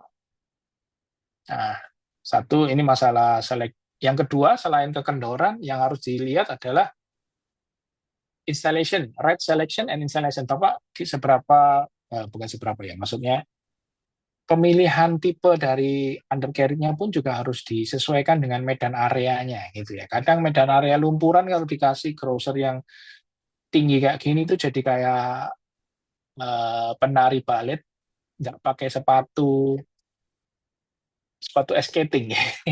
Dia mau nari balet nggak pakai sepatu skating di permukaan skating, jadi kayak hampir jatuh gitu ya. Kalau perlunya single crosser ya single crosser, double ya double. Biasanya paling gampang ikut belinya dapatnya single crosser ya. Berikutnya penggantian berikutnya single crosser. Tapi poinnya masing-masing tipe ini punya makna. Kadang tidak replaceable. Bapak Ibu beli triple crosser dipasang di single crosser kadang tidak replaceable ya. Itu malah nggak efektif atau malah tidak produktif untuk operasional. Ini tadi keuntungan single crosser, nanti dibaca saja. Ada keuntungan dan kekurangannya. Nah, yang berikutnya adalah correct installation ya. Jadi kalau masangnya itu crossernya itu di bagian depan. Lalu kombinasi, tadi ada yang pertanyaan, gimana Pak kalau tak ganti double flank semua gitu kan. Kombinasinya sebenarnya suggestion-nya adalah ya ngikut manufacturer, tapi kadang kita sudah punya experience ya. Mungkin kita punya improvement yang sudah dikontrol, hasilnya ketahui, dan akhirnya diterapkan sebagai continuous improvement policy gitu ya, sudah diterapkan. Jadi kombinasinya juga mungkin kita bisa rubah-rubah. Atau ada yang pakai guard gini, ada yang guardnya dilepas, monggo. Karena guard ini yang salah satunya yang setahu saya untuk jagain, yang bentuknya gini, itu untuk jagain track line-nya, jalurnya biar tetap lurus. Kadang juga ada yang guard-nya full segini, itu untuk jagain tusukan-tusukan. Biasanya kalau di forestry, pecahan-pecahan kayu nusuk ke sini gitu, jadi kasih guard. Tapi kalau cuman di mining, coal mining, yang di disposal kadang nggak perlu guard yang full segini ya. Tapi nanti ada policy dari perusahaan masing-masing yang mungkin itu beneficial ya, monggo. Nah, terakhir sebelum kita bahas satu-satu yang itunya, jadi gini ya teorinya, purchase cost itu hanya 20%. Dari sisi total cost ownership ini nanti ada referensi bukunya, itu sudah diteliti dari, kalau nggak salah di teman-teman Harvard itu sudah mengkalkulit ini secara umum untuk yang alat aset ya, yang sifatnya apa istilahnya mobile asset gitu ya, ada fixed asset, ada mobile asset. Jadi total cost ownership biasanya. Total cost itu dari mulai dia dibeli sampai dia didispose itu ya. Total cost itu dari mulai dibeli sampai didispose, bukan cuma tahunan aja, cost tahunan, tapi mulai dibeli sampai didispose. 100% total cost itu pembelian atau harga beli, purchase cost. Cost uang yang dikeluarkan untuk membeli barang itu it's only 20%. It's only 20%. 30% coming from operational cost, 40% coming from repair and maintenance cost, 7% downtime, 3% disposal. So if we only consider purchase cost instead of all the total cost ownership, mungkin kita nggak akan, ya mungkin kita untung di tahun itu, tapi kita tidak untung dari sisi total cost ownership. Jadi kalau maunya si investor atau yang punya duit kan maunya efisien in term of the total cost ownership, long cycle cost, life cycle cost is not only for purchase cost but total cost ownership. Ada nggak Pak yang purchase cost-nya lower, purchase cost-nya lebih rendah, tapi total cost ownership-nya efisien? Nah itu masing-masing perusahaan punya experience-nya. Ada yang karena belinya banyak, jadi purchase cost-nya jadi lebih rendah. Ada yang belinya sedikit, jadi purchase cost-nya lebih mahal, tapi dia operational cost-nya efisien sama RM cost-nya efisien juga. Nanti otomatis profiling dari total cost-nya should be different. But if we consider total cost ownership instead of just purchase cost, jika mempertimbangkan total cost ownership daripada hanya mempertimbangkan purchase cost, of course this profiling is the total cost ownership profile should be like this. Oke? Oke, itu tadi slide terakhir, Bapak Ibu. Nah, kita coba diskusi ya, Om Adi. Udah banyak ini, jadi 11, ini nambah lagi nih. Baik. Satu-satu ya. Ya, Pak Tommy, tadi saya ada beberapa yang sudah saya rangkum juga, yang sudah terjawab juga ya. Mungkin ini karena keterbatasan waktu, Pak Tommy, kita pilih-pilih saja ya pertanyaannya. Nanti yang tidak terjawab, mungkin nanti kita rangkum pertanyaan, kita jawab, terus kita bisa jawab di medianya Pertabi gitu ya Pak ya. Atau nanti bisa langsung ke Pak Tommy ya. Minta nomor kontak personnya aja karena ini cukup banyak nih, antusias sekali. Baik, kita mulai saja ke resen Pak Agus. Boleh langsung resen aja nggak apa-apa. Mungkin gini, kalau boleh usul Pak Agus, Pak Tommy, untuk pertanyaan-pertanyaan yang baik tulisan tadi dari komen, mungkin bisa dijawabnya melalui komen. Mungkin ya lebih monggo, baik. Monggo. Kayaknya baik lisan aja Pak. Jadi baik lisan seperti siapa nih Pak Latif? Silakan. Pak Ubedillah, silakan. Enak. Begitu Pak. Gimana Pak? Langsung apa pertanyaan? Ya, silakan. Ya. Silakan. Pertama dari saya Pak Eko Suryanto. Ya, ini siapa nih? Pak Latif, Eko Suryanto. Oh, ya, ini tabrakan. Ntar dulu, Mas Eko dulu. Ini siap. Mungkin gini Pak. Jadi memang dari yang pertama tadi kan kita untuk undercarriage memang sebenarnya tidak bisa di repair Pak ya. Tidak bisa di repair bahasanya gitu. Cuman kita sudah melakukan beberapa trik ya untuk maintenance, mungkin seperti cleaning track, mungkin per 3 hari, mungkin 2 hari tergantung lokasi juga ya Pak. Cuman efek yang kelihatan itu kan keausan mungkin pertama dari segmen ya, dari segmen atau ya, dari segmen. Yang tidak bisa kelihatan itu biasanya dari roller Pak, dari track roller. Gimana mungkin ada improve-nya roller itu gimana eh, untuk ketahanannya juga, karena harga roller itu bisa 3 kali lipat dari segmen ya. Nah, itu karena penyebab utama keausannya link itu biasanya pertama jamet dari roller. Kalau roller jamet otomatis dia tidak ada tidak rotasi ya. Dia akan bergesekan. Nah, mungkin itu yang pertama untuk gimana mungkin ada improve apa yang sudah pernah dilakukan untuk maintenance roller tersebut. Yang pertama. Terus untuk yang bicara mengenai cost tadi, Pak. Mengenai cost tadi, secara kita yang di lapangan, kita sudah membuat data, ya. Kita buat dokumen yang harga seperti tadi, Pak. Harga 1 juta sama harga 2 juta. Kita udah bikin dokumen, kita udah kasih data per jam per sekian jam yang harga 1 juta ganti yang itu per per sekian jam gitu kan, selisihnya jauh. Cuman secara bisnis dari owner itu biasanya melihatnya di saat itu Pak. Jadi di saat itu maksudnya cost yang dikeluarkan di saat itu yang penting. Nah, jadi cost yang mungkin yang harga 4 juta dibanding dengan yang harga 2 juta. Jadi maksudnya dari owner itu 2 juta tersebut di saat itu bisa digunakan untuk biaya yang lain. Itu yang jadi dilema kita yang di lapangan. Mungkin itu Pak. Mungkin ada tambahannya. Gitu Pak. Terima kasih. Siap.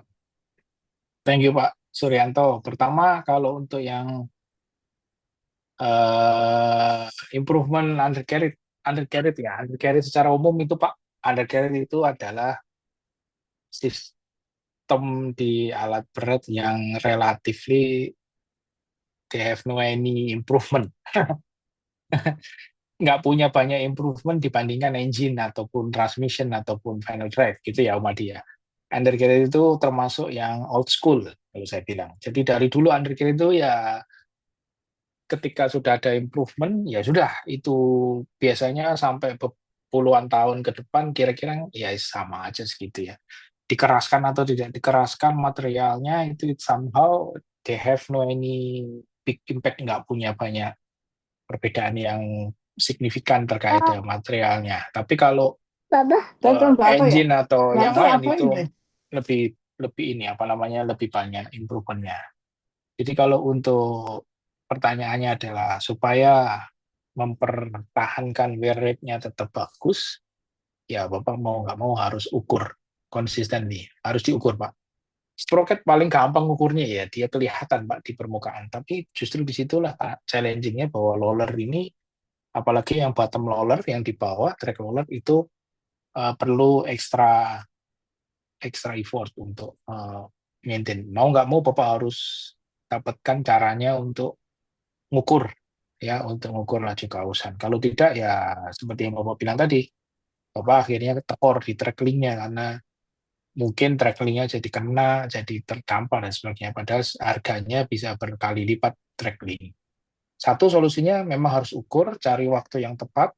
Sarannya itu di pas service, karena kalau service relatively they have no any RQ, nggak ada komplain atau argument dari production ataupun shareholder, stakeholder yang lain. Jadi kalau Bapak minta waktu 500 jam, service 500 2 hari, relatif dikasih itu 2 hari karena memang schedule service. Jadi dimanfaatkan benar-benar di situ.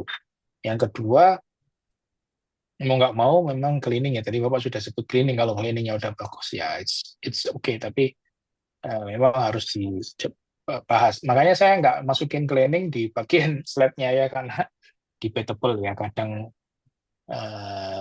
bicara undercarriage ini ignorance ya. People ignorance on the cleaning undercarriage. Kadang susah Pak. Mekanik yang suruh cleaning. Nah, susah juga. Mekanik capek juga. Udah banyak breakdown. Anu Pak, labor supply suruh cleaning, wah, masalah juga gitu kan ya. Jadi saya nggak mention cleaning, tapi memang benar itu it's true Pak, cleaning itu bagian dari yang sangat penting di undergrad. Karena masalahnya cuman intruder, cuman apa namanya abrasif dari benda lain yang nempel gitu ya. Masalahnya cuman itu aja yang bikin weird. Nah yang kedua, nanti kalau Bapak bicara finance ya, atau nilai uang ya, Bapak bicara uang itu memang ada future value sama present value. Nilai uang masa depan sama nilai uang masa kini itu tadi kan Bapak mention ya. Bagi shareholdernya Bapak atau yang pemilik uang mungkin merasa nilai uang masa kini itu lebih penting dibandingin nilai uang masa depan, karena satu bisa jadi kita nggak tahu masa depan mau gimana. Yang kedua ya saya mau shiftingkan dulu uang saya ini untuk beli yang lain. Nah, oleh karenanya total cost ownership itu bagian dari education ya, bagian dari kita mau mengeducate shareholder, bahkan shareholder pun juga kita mau educate. Ya, kalau memang kamu yakin beli harga lebih mahal, jatuhnya lebih bagus, gitu kan akhirnya ya kadang kita dibalikin begitu kan ya. Nah, tapi in teori seperti itu Pak, itu sudah dicek oleh ke banyak perusahaan, sudah di research itu. Kalau kita bahkan belum mendekati atau masih jauh dari life cycle cost, ya berarti ada yang salah bukan salah ya, ada yang perlu diimprove di base maintenance praktisnya. Tapi secara konseptual memang hal tersebut yang hal tersebut yang memang valid. Sama kayak misalnya Bapak apa yang sekarang lagi hangat topiknya itu adalah biodiesel misalnya. Secara theoretical, biodiesel itu mensecure kita jangka panjang dari ketergantungan terhadap apa istilahnya sumber daya alam yang tidak bisa diperbarui dari minyak. Teorinya kan gitu kan. Kita nanti mikirin anak cucu loh, kita mikirin anak cucu jangan sampai nanti, karena minyak ini kan terbatas jumlahnya, otomatis dicampur sama biodiesel, namanya bio, semuanya pasti percaya bahwa ini lebih green dan yang lain. Tetapi faktanya biodiesel malah justru bikin masalah yang lain kan gitu kan ya. Apakah dengan adanya masalah yang lain ini berarti menghilangkan manfaat dari biodiesel? Itu tidak. Nah, tinggal masalah yang lain yang muncul ini itu yang di-maintain. Biasanya itu namanya continuous improvement ya. Kita mau improve di sini ternyata ada masalah yang lain. Makanya pada saat kita mau continuous improvement kita bicara root cause-nya. Kita mau menyelesaikan root cause bukan simptom. Nah, life cycle cost ini memang kita mau attach root cause-nya, cost secara panjangnya, investment cost, atau kita cuma mau operational cost year to year, ya tahunan aja gitu ya. Tapi kalau policy-nya adalah operational cost year to year, ya berarti memang itu pilihan yang diambil bahwa yang penting kita hidup dulu buat hari ini, minggu depan nantilah gitu ya, kayak gitu. Tapi nggak apa-apa Pak, itu memang bagian dari strategi. Memang ada strategi yang kalau bicara nilai uang itu ada yang future money, future value, sama current value. Nah gitu lah Pak, itu jadi kayak gitu. Jadi nggak apa-apa Pak Eko, di educate terus aja di ini kan, karena itu juga benar survive sekarang. Pak ngapain nabung buat makan sekarang aja sulitnya, kira-kira gitu ya secara simpelnya. Nanti materinya tetap di-share kok Pak, ya buat bahan diskusi. Nanti monggo kalau mau undang saya untuk diskusi lagi. Oke, ini ada yang angkat tangan ini aja. Pak Eko, terima kasih Pak Eko. Saya geser ke sebelah. Ini ada Mas Latif ya. Nggih, Mas Halo, Tommy. Assalamualaikum. Nggih, halo. Nggih. Ada Oh, Mas Atil, ada Mas Ubaidillah ya. Satu-satu lah gantian dulu ya. Dari yang L Nggih. dulu ya. Oh, niki sinten nih? Kula nggih. Ya, Mas Latif. Ya, nggih, Mas Tommy. Saya member Petapi yang dari Jabodetabek. Terakhir ketemu kita di Hotel Tebet dulu, Mas, waktu launching awal-awal Petapi itu, Mas Tommy.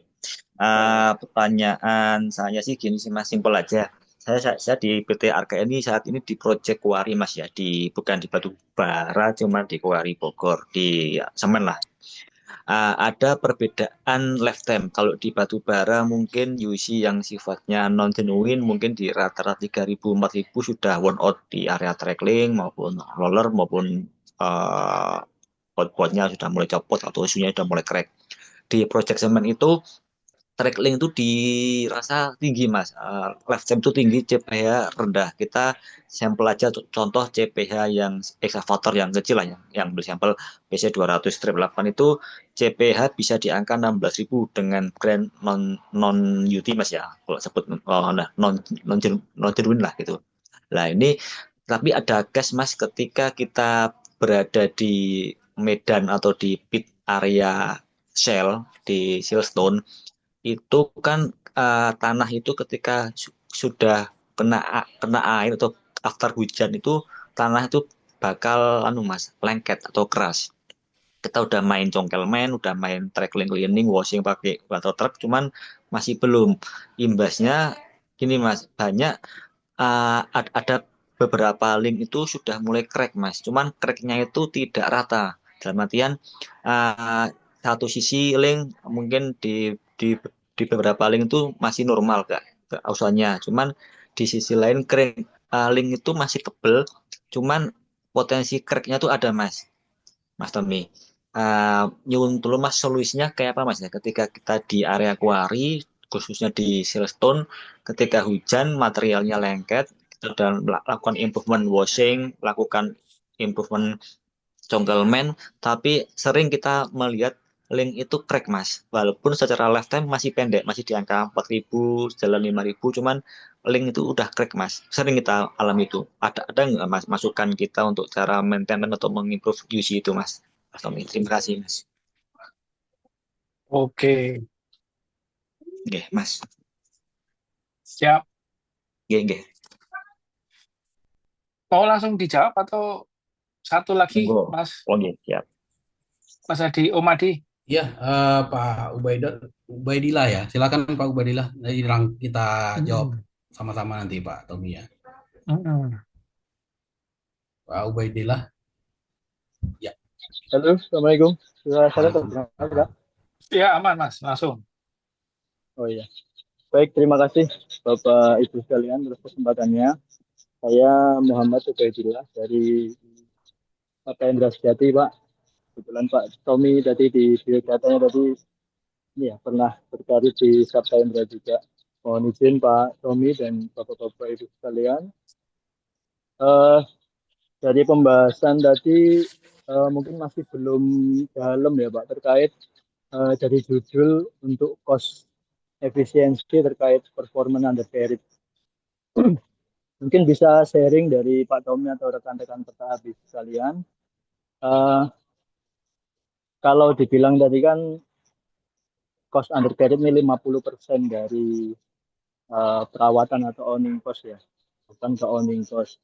Dan juga sempat disinggung tadi saat saya tanya jawab bahwa UC ini cukup konvensional dan belum ada improvement yang berimpact cukup baik terhadap UC. Nah, namun inilah yang menjadi tantangan kami, gitu kan, tantangan kita semua di alat berat. Nah, dengan background seperti itu, apakah kita tetap meneruskan culture UC seperti ini, gitu kan? Nah, makanya pembahasan ini sebelumnya yang saya bayangkan adalah kita saling sharing terhadap best practice operasionalnya dulu maupun perawatannya, sehingga dengan latar belakang cost yang cukup tinggi dan sistem yang masih relatif sama daripada beberapa tahun sebelumnya. Nah, mungkin dari segi best practice perawatan maupun operasionalnya yang bisa di-sharing, Pak. Kalau memang dari sistem dan juga konstruksi dari UC itu ya gitu-gitu aja, mau diapain lagi gitu. Bisa jadi best practice dari operasional maupun perawatannya mungkin bisa di-sharing, Bapak. Kebetulan tim kami juga sedang konsen di sini karena dengan latar belakang yang tadi disebutkan, kami beberapa ada mencari literatur terkait perawatan UC karena kami lebih ke tim plan, dan menemukan ada beberapa best practice di situ. Yang pertama yaitu perawatan tension, yang kedua clean line, kebersihan, yang ketiga mengurangi travel unproduktif, dan yang keempat adalah pengukuran yang presisi untuk conditional monitoringnya. Nah, mungkin dari 4 poin itu dari pendekatan kami, dari Pak Tommy atau Bapak Ibu sekalian ada konsen atau ada tambahan atau koreksi atau sharing terhadap 4 dari poin itu. Mungkin itu Pak yang ingin saya tanyakan. Harapan kami sih kita lebih explore lagi bagaimana menjaga dan meningkatkan performa undercarriage untuk menekan cost yang sudah disebutkan tadi. Itu mungkin Pak Teddy dan Pak Tommy dan Bapak Ibu sekalian, terima kasih atas kesempatannya. Baik, Pak Tommy, silakan Pak Tommy. Penjelasannya detail, perlu penjelasan detail satu yang dari Mas Latif tadi, gimana caranya. Saya pikir sih yang sudah dilakukan Mas Latif tadi sudah sangat bagus dengan cleaning maintenance-nya lebih dikonsistenkan untuk mencegah. Tapi biasanya memang kalau sudah nempel, lalu di cleaning nggak hilang, ada panas di situ, ada material yang nempel, jadi menahan panas, bisa jadi itu secara continuously itu bikin panas yang terjebak itu bikin jadi crack gitu ya. Kira-kira teorinya dari material seperti itu. Oleh karenanya, ya mau nggak mau memang yang bisa dilakukan adalah gimana caranya mempertahankan rata-rata umur undercarriage-nya di tempat Bapak supaya tetap stabil seperti yang bukan yang maksimum ya, tapi yang optimum gitu ya. Optimumnya rata-rata di sini 5.000 Pak. Jadi kalau mau di stretch 6.000 dengan kondisi yang seperti itu nggak bisa Pak, karena rata-rata sini. Makanya gimana caranya mempertahankan semua undercarriage selalu bisa mencapai titik optimumnya. Itu sih kalau menurut saya. Jadi sekarang seberapa banyak yang sudah mencapai titik optimumnya itu yang harus di-maintain. Daripada kita mencoba untuk men-stretch dari 5.000 jadi pengen 7.000, coba-coba brand gitu ya. Itu suggestion-nya. Tapi yang sudah Bapak lakukan itu sudah bagus untuk maintain cleaning undercarriage-nya. Selain daripada itu, saya pikir yang tadi sudah di-mention juga, track side dan yang lain itu menurut saya juga itu sudah apa ya, itu common best practice ya, worldwide menurut saya. Satu, maintain track side yang di-mention Mas Pak Ubaidillah tadi juga itu sudah common atau worldwide best practice ya, track side, lalu clean liners, lalu apa namanya, wear rate di-maintain, terus satu lagi itu apa tadi, gitu. Itu 4 itu menurut saya sudah. Kalau mau ditambahkan satu itu head apa namanya, temperatur dari undercarriage itu bisa juga coba dimonitor temperaturnya. Tapi temperatur ini harus ibaratnya kalau dokter itu Bapak kena malaria atau demam berdarah, ambil darah gitu ya. Kalau Bapak sudah pas menggigil, ambil darah, biasanya langsung ketahuan penyakitnya. Tapi kalau diambil darah, menggigilnya udah hilang, baru diambil darah, nggak kebaca itu virusnya lagi bereaksi. Kayak gitu. Jadi kalau temperatur dari undercarriage di apa namanya, diambil temperaturnya ya pas panas-panasnya gitu ya. Hati-hati juga kalau dibersihkan dulu baru diambil temperatur. Nah, nanti jadi dingin, ya kira-kira gitu ya. Jadi kalau mau tambahkan mungkin temperatur sih ini. Tapi yang di-mention Pak Ubay tadi sudah bagus banget lah.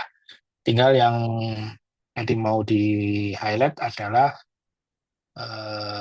kalau memang mau operasional discussion ataupun juga technical discussion banyak ya sebenarnya. Saya sharing di sini buku-buku apa referensi dari Komatsu Undercarried, Caterpillar, Undercarried Handbook Lores, sama Methodology of Excavator System. Itu mungkin bisa jadi bahan baca-baca ya. Itu nanti kalau Bapak Ibu searching di Google juga ketemu itu buku-buku itu. Saya pikir secara teknikal, how to measure, how to maintain, ya ada semua di situ. Nanti tinggal dibaca. Saya yakin itu lebih detail ya. Ini sekarang satu lagi ya Mas Adi, Om Adi, satu lagi ini Mbak Karina Boleh, nih ya. boleh, ya. Mbak Kaini Nari ya, Puspita. Ya, Kainari Wiswita. silakan Bu Kuina.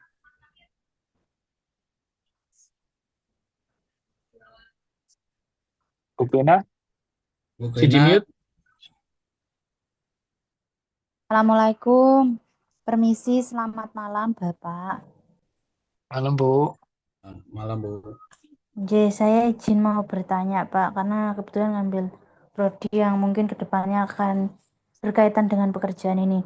Kan sekarang banyak ya, Pak, perusahaan yang hanya fokus sama performa jangka pendek untuk mengejar target proyek. Nah, itu gimana ya, Pak, caranya meyakinkan manajemen bahwa peningkatan performa undercarriage bukan hanya soal efisiensi biaya, tapi juga investasi jangka panjang yang berdampak pada keberlangsungan bisnis. Sekian pertanyaan dari saya, matur nuwun, Bapak. Om Adi lah. Om Adi. Ke Pak Tommy aja, silakan Pak Tommy.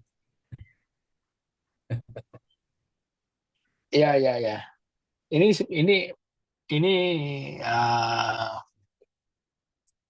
ya ini sama kayak mau mencari profit jangka pendek atau mau mencari profit jangka panjang gitu kan. Kalau mau mencari profit jangka pendek pasti ada reasonnya, sama kayak mau mengendapkan uang di bank sentral atau mau menggelontorkan di sistem ya 200 triliun gitu. Saya kira yang lagi rame saat itu. Nah, menggelontorkan uang 200 triliun ya supaya orang bisa belanja. Kalau orang nggak bisa belanja karena uang disimpan, keuntungan jangka panjang nggak bisa belanja dong, karena nggak ada uang sekarang, karena saya belinya udah mahal. Tapi kalau orang belinya, beli aja yang mahal supaya nanti lebih awet. Satu, kalau saya lihat begini Bu, satu pertama, pasti ada alasannya ya. Ya setiap keputusan pasti ada konsekuensi dan alasan, ada trade off-nya. Seperti saya bilang, kita tidak bisa dapatkan dua-duanya dalam kondisi yang ideal. Satu, bisa saving cost, dua, productivity tinggi, 100% productivity tercapai, 100% saving cost tercapai. Itu pasti nggak mungkin. Pasti akan ada tukar tambahnya di tukar guling. Kalau memang ada rencana dengan efisiensi di short term period itu, dan investasi di short term period itu menguntungkan untuk mendapatkan benefit yang lain, ya itu jadi sebuah multiple benefit. Tapi kalau cuma mau saving tok, ya saving saving aja, tapi nanti akhirnya jadi tekor, ya berarti memang berarti memang diinginkan seperti itu, memang nggak mikirin jangka panjang gitu, yang mikirin memang short term aja yang dipertimbangkan. Yang kedua bisa jadi karena kalau ini diskusi juga dipertapi bahwa sekarang itu kan life cycle, mining life cycle itu pendek-pendek ya.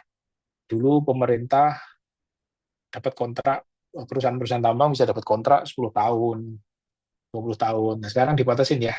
Berapa? Kalau nikel tiap 3 tahunan ya, yang saya dengar itu. Tiap 3 tahunan renewal kontrak, tiap 3 tahun. Itu ownernya, nanti belum kontraktornya tuh. Kalau kontraktornya jadi di bawahnya 3 tahun gitu kan. Kalau ownernya dikasih izin sama ISDM untuk nambang tiap 3 tahunan, berarti kan kontraktornya lebih di bawah 3 tahunan gitu ya. Kalau dulu bisa kontrak karya bisa 25 tahun, 30 tahun. Yang rame yang terakhir itu Freeport dikasih izin Bu Mega sampai ke 25 tahun ya, kalau nggak salah waktu itu terakhir ya. Setelah itu diambil alih oleh MindID gitu kan. Nah itu panjang-panjang. Jadi kontrak period itu bisa mempengaruhi juga how to strategize their cost gitu ya. Bagaimana menstrategi cost-nya itu. Otomatis itu juga mempengaruhi. Nah, nanti tipikalnya bisa dipelajarin, Ibu bisa lihat ini tipikal perusahaan yang long lasting. Mungkin dia dapat project jangka panjang, otomatis dia akan lebih secure untuk running project-nya, sehingga nanti pembelian alatnya juga akan lebih fleksibel, akhirnya lebih banyak milih alat-alat yang life cycle cost-nya panjang-panjang, gitu. Misalnya brand-brand yang sudah brand-brand terkenal misalnya. Tapi kalau kontraknya pendek-pendek ya udahlah, ngapain lah beli merek-merek yang panjang-panjang, merek-merek yang lifetime-nya panjang. Toh kontrak kita cuma tahunan, setahun sekali harus renewal, belum tentu tahun depan diperpanjang, ya udahlah, rusak ganti aja lah gitu. Kira-kira gitu Bu. Jadi untuk meyakinkan, mungkin belum meyakinkan, menurut saya tidak perlu setiap orang harus diyakinkan dengan life cycle cost kalau kondisinya memang dia short term. Yang perlu kita ketahui adalah background-nya. Kenapa? Apakah ada background bahwa memang kontraknya itu short term, atau ada background bahwa periode cycle-nya memang dia mau kombinasi antar perusahaan, misalnya dia punya 2 perusahaan di holding yang sama, dia ada 2 perusahaan, mau shifting dari 1 ke 2, 2 ke 1, misalnya begitu. Itu perlu dipahami dulu, baru nanti kita coba kasih suggestion, Pak, ini sebaiknya Bapak short term. Saya juga nggak selalu harus LCC ya, life cycle cost, tapi kita lihat kadang memang short term period juga penting, karena itu menjaga supaya kita tetap bisa makan bulan ini dan bulan depan. Tapi gimana caranya kita bisa tetap makan tahun depan? Ya, kita pakai mekanisme life cycle cost.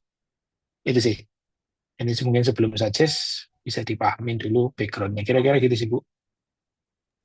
Kalau mau diskusi ulang, ini lebih dalam, enak kita atur diskusi lanjutan ya. Menarik ini. Soalnya. Iya. Selalu Baik, ada. terima kasih Pak Tommy. Terima kasih Bapak Tommy. Iya, semoga terjawab ya Bu ya pertanyaan. Kalau masih belum terjawab, nanti kita atur di sesi berikutnya atau di internal dengan Pak Tommy. Tadi sudah share juga kontak personnya Pak Tommy. Baik, karena waktu kita terbatas Bapak Ibu, kita lanjut untuk sesi berikutnya, yaitu sebelum kita penutupan, closing statement nih dari narasumber. Silakan Pak Tommy.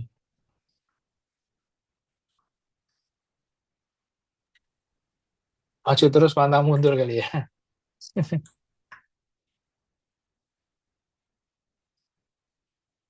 Iya, Pak ya. Nggak ada Om Adi, yang penting ikut terus siap. acara-acara Pertabi ya. Siap. Oke, terima kasih Pak Tommy. Baik, Bapak Ibu, akhirnya di penghujung acara webinar malam ini, kami dari Pertabi mengucapkan terima kasih yang sebesar-besarnya kami sampaikan kepada Pak Tommy beserta tim atas waktu, ilmu, dan wawasan yang telah dibagikan pada sisi webinar malam ini. Semoga materi yang disampaikan bermanfaat bagi kita semua. Kami dari panitia memohon maaf jika ada kesalahan kata ataupun perbuatan ataupun materi yang kurang. Kami mohon maaf. Sekian dari kami, Bapak Ibu. Saksikan kembali untuk webinar Pertabi DPD Riau selanjutnya. Foto, Bu, foto. Skin. Sudah Pak. Oh, siap. Baik, terima kasih. Selamat malam Bapak Ibu. Assalamualaikum warahmatullahi wabarakatuh. Waalaikumsalam warahmatullahi wabarakatuh. Waalaikumsalam warahmatullahi wabarakatuh.